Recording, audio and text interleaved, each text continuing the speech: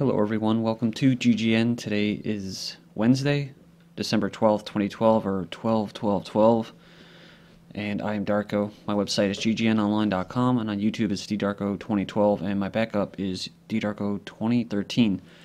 Alright, I'm going to cover mostly geopolitics, what's going on in Syria, what's going on in Asia, and I'd like to cover so many more issues that's going on right now, but I'll do that tomorrow. Syrian rebels pledge allegiance to al-Qaeda-Linked group. The following U.S. decision to designate al-Nusra, a terrorist organization. Over 100 rebel groups pledge allegiance. So more than 100 Syrian opposition groups, including armed battalions and civilian committees, have signed a petition expressing solidarity with this terrorist group, al-Nusra, and denouncing the U.S. recent decision to officially designate the al-Qaeda-Linked group a terrorist organization. And in case you didn't know, there's just more proof, I guess. 99% of Syrian rebels are Islamic extremists and jihadist terrorists. From December 10th, the lone Syrian rebel group, this is actually the CIA Times, Syrian rebels tied to al-Qaeda play a key role in war. So they're admitting that they are al-Qaeda-linked groups and that they're going to actually help get the regime change that they want. This lone Syrian rebel group with the explicit stamp of approval from al-Qaeda has become one of the uprising's most effective fighting forces, posing a stark challenge to the U.S. and other countries that want to support the rebels but not Islamic extremists. They go in there and talk about how the U.S. is indirectly funding and providing arms to Islamic extremists that are supposedly our enemy. Then an article from the Pittsburgh Post-Gazette, Mideast Folly, the U.S. arms find their way to Islamic extremists, from December 7th of this year. It says after denying the reality that the U.S. government is shipping arms, money, and foreign fighters with jihadist and sectarian worldview into Syria, the U.S. media is finally admitting the obvious to the American people. It says the first half truth is that the arming of the radical jihadist terrorists is not U.S. policy but accidental byproduct of outsourcing the war against Syria to the Gulf monarchies. So we're supposed to believe that the CIA was unaware that this would happen after their experience in Afghanistan and Libya. The truth is that the CIA is deliberately funding and arming jihadist terrorists to destabilize Syria and change its regime.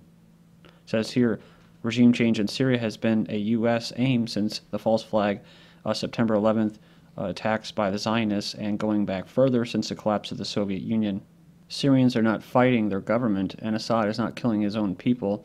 The picture the morally bankrupt mainstream media wants to paint is that the jihadists are scattered in otherwise noble, pure, and freedom-driven Syrian rebellion. You know, this is stemming from peaceful activists. They're saying that Washington wants to help the rebels but not the Islamic extremists, but there's no such thing as Syrian rebellion divorced from Islamic extremists. The Syrian rebels are in fact foreign-backed jihadist terrorists. So to support the rebels means to support jihadist terrorists. Al-Qaeda equals Syrian rebels, which most of you probably already know, but if you're new, or just happen to throw your TV out the window, then this information may be valuable to you. U.S. recognizes unelected terrorists as Syrian representatives. U.S. admits al-Qaeda among Syrian rebels and recognizes them as a legitimate representative of the Syrian people. Torrents of videos and confirmed reports documenting militant atrocities, including several involving the machine gunning of bound prisoners, and a particularly gruesome video just recently of a child handed a sword by militants to hack off the heads of bound men wearing civilian clothing. And it says here that it's becoming blatantly obvious, like we just said, that the Syrian opposition is in fact al-Qaeda. So what the U.S. is doing is they're openly saying that they represent al-Qaeda as the representatives in Syria. So, Syrian al-Qaeda accused of involvement in North Lebanon fighting. The Free Syrian Army reportedly leading attacks on Tripoli's Alawites. It says fighters from a Sunni neighborhood are battling with the neighborhood of basically majority of Alawites. But according to the head of Lebanon's largest Alawite party, many of the attackers coming from the Sunni neighborhoods aren't even residents in the first place, but instead members of the Free Syrian Army. That's why it's so crazy and ridiculous that after France and the UK recognize the Free Syrian Army or rebels as a legitimate representation of the Syrian people, is because most of these people are foreigners, they're not even Syrians. Then here in Damascus, explosion targets Syria's interior ministry in Damascus. They caused major damage to a building and killed or injured an undisclosed number of people. Live footage shows the blast site with pools of blood and piles of debris. Then we have up to 200 hurt in an attack on Syrian Alawite villages, says activists. So this is kind of what we were just talking about. But Reuters says it's unclear who's behind the assault. And then the second paragraph, other activists, like the peaceful activists, they have now turned to terrorists, foreign terrorists in Syria, blamed Assad's forces for the attack. So he's going to attack his own people. That sounds really intelligent, right? That's a good way to bolster support. Okay, I wasn't going to include this article, but I will now. Syrian authorities tightly restrict the activities of journalists, so it's unknown. It's interesting because there's actually a record number of reporters being jailed globally, says this committee to protect journalists. It says more journalists around the world are sitting in prisons than ever before. And, of course, they put Iran and China in there. It's interesting because they don't even mention the United States where people actually get abducted or harassed or blackmailed. They don't mention that at all. But they don't. One of the countries they don't mention is Turkey, who's actually the worst jailer of journalists. And they're the ones that are heading up this front with Syria and possibly Russia. For whatever it's worth, though, the Aleppo residents are fed up with Syria's rebellion. The commercial industrial hub is in ruins as the battles continue. The Syrian industrial capital of Aleppo is a site of an industry and commercial activity no longer. Some half a year later into the rebel siege on the city, which the rebels promised would be over in a matter of days, the city is now a patchwork of bombed neighborhoods and various factions, both rebel and regime, constantly testing one another's defenses. So not a big surprise, but the rebels promised to ensure basic life needs were met across the city while the fighting was ongoing back in July, about a quick victory. So this is what you call soft power, and the whole thing's about troops and stuff like that, massing on the borders. That's probably not going to happen. That's a fail-safe. They have everything ready as far as the West and the globalists go, but as of right now, like Iran and other countries, they use sanctions, crippling sanctions and stuff like that, and they actually just basically have the people suffer so that they can eventually lose support for whoever's in power. So they get the regime change. So no industry, no markets, and even the price of food is skyrocketing. So the U.S. knows that this is happening, and especially now in the winters, it's getting colder. The living conditions, especially in those refugee camps, which there are now 500,000 of them, are going to have a pretty rough and long winter. And the U.S., they don't care. See, they say the combatants don't care and the regime doesn't care. Well, the regime, like I said, they do have an interest. They have to, because if they don't, they lose support.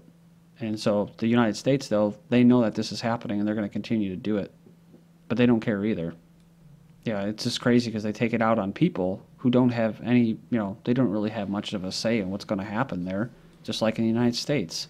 Syria fires Scud missiles at insurgents, the U.S. says, so I'm not sure if this is true because it's coming from the New York Times. But it says here they fired Scud missiles at the terrorist fighters in recent days. So everybody knows if Syria goes down, it's going to be a big domino effect, especially like Lebanon, because that's of course on Wesley Clark's list that he was talking about. This is all part of a plan to take down one country after another, including Iran. I'm not sure if that's actually going to happen, but it goes on. It says this conflict threatened to destabilize the Middle East. Well, the U.S. military says they're going to retain a strong presence in the Middle East, despite a strategic, economic, they're not going to say that, shift to Asia. So just like with Afghanistan and Iraq, I just covered about how there's actually thousands of troops going back to Iraq from Kuwait. Also, just still going to be mercenaries and troops and stuff like that in Afghanistan. They're not going anywhere. Whether these missiles were actually fired or not doesn't really matter. They're going on and linking them with Saddam Hussein and Soviet era, so that should scare you, right? But this builds the whole case for Mr. Assad may resort to the use of chemical weapons in the conflict because they said this is the first time that the Assad government has fired missiles at targets inside Syria. Targets. Kind of like they use the word civilians already. More than 40,000 civilians have been killed. So, and the terrorists are involved in with that. But they don't like to cover all the civilians that are killed by the rebels. Many of them women and children, like these drone strikes from Afghanistan and Pakistan. The U.S. Army starts targeting children.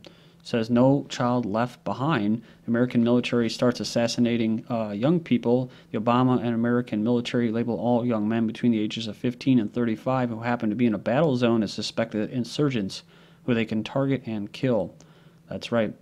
It says, remember they can call them militants. That's what they call them. So they like how they play that word game with the civilians, calling the terrorists civilians and calling the civilians militants. In a despicable article in the Military Times, the U.S. military says that children are legitimate targets in the war in Afghanistan because sometimes the Taliban and other insurgents use kids. 3 killed in U.S. drone strike in Pakistan. 3 killed. Let's see. Officials in Pakistan said a suspected U.S. assassination, well, a suspected U.S. drone, they're the only ones in there that are doing it, has killed 3 militants. Okay, so they could have been 3 children near the Afghan border. But they can do anything, right? Because in the name of terrorism, they have to, they have to fight the terrorists. But it says here that the U.S. initiates terror to create terrorists to overthrow governments. Well, they've already overthrown the government. They got their nice little puppet there. But in order to maintain an actual physical presence, they have to create more terrorists like they created the Taliban to begin with. So there has to always be conflict so they can go in there and say, we're fighting the terrorists. No, they're actually creating the terrorists. I actually just covered an article where that, I think it was a report that was done that actually showed that the war on terror actually creates more terrorists. The Taliban popular where U.S. fought biggest battle. So this is supposed to be a propaganda piece from the AP. And it says, after U.S. occupation, angry residents say they're too afraid to go out after dark because of marauding bands of thieves. It goes on and says corrupt police and government officials, including Karzai, that they put in there, bully them into paying bribes. Kind of like the bribes that the U.S. pays Taliban not to attack their convoys, but they're not going to include that. After 11 years of war, many here long for a return of the Taliban. You say under the Taliban, who routinely punished thieves by cutting off their hands, they were at least safe from crime and corruption. The U.S. is providing training to the Syrian rebels in Jordan. The sources claim that the U.S. has been coordinating training sessions for the Syrian terrorists and the use of anti-aircraft weapons. Oh, they just were training them on how to, quote, handle chemical weapons, i.e. how to actually use it. And just like after the elections, Britain is back in the game. Britain takes the lead in talks over arming the Syrian terrorists. They have taken the lead in intensifying international discussions about aiding and arming these terrorists who are due to announce the creation of a military command designed to unify the terrorist ranks fighting Bashar al-Assad's government. Remember we were talking about how Germany, all of a sudden, sending Patriot missiles, now sending troops. Well, the Germans are fretting about troops on the Turkish border. They say defense missiles will help Turkey defend itself from Syrian attack. Like one viewer pointed out, it's actually for Russia. I think that might be true. Yet Germans worry about the potential for escalation, as well as the security of their 400 troops on the ground. Pretty interesting, though. It says Turkey's under threat. Turkey is one of the most militarized nations in that area. It's a NATO country. I don't think they have anything to be worried about. And Britain's Cameron tells Zionist fundraisers he will stand by the Israeli regime. He's committed to the regime in a speech, he said, at Conservative Friends of Israel, a radical pro-Israeli group within the UK establishment. The Zionist said, I am not an acquaintance of Israel. I'm not a colleague of Israel. I'm a passionate friend of Israel, and that is how it always will stay. And it's kind of like his confidant in Canada who received the Jewish award. It says here, U.S. dutifully offers to replace Israeli munitions spent on Gaza. The U.S. to sell Israel $647 million worth of bombs and munitions to renew stock after Operation Pillar of Defense. Some of them even include 3,400 pound bunker busters. It says here in the recent attack on Gaza, there was 900 mostly civilians, compared with 6 Israelis killed. But hey, remember when Brzezinski said U.S. won't follow Israel like a stupid mule from November 29th? Brzezinski does not think there is any implicit obligation for the U.S. to follow like a stupid mule whatever the Israelis do. Israeli Foreign Minister vows full occupation of Gaza for any future rocket firing. So, like they had a ceasefire before, they'll basically, like I said, assassinate one of their leaders, the Hamas leaders, and then they'll carry out the show, saying if they want war, they'll get war. And remember, talking about civilians, they called it what? Trimming the grass, basically, the blades of grass. They're talking about basically calling the Palestinian people off. So they have to have these little hot wars every once in a while to kill some people. And Palestinians were actually going to take their little case there in the International Criminal Court against Israel, but I'm not sure how much is going to happen. Along with the EU's threats against Israel, nothing really ever happens after this stuff.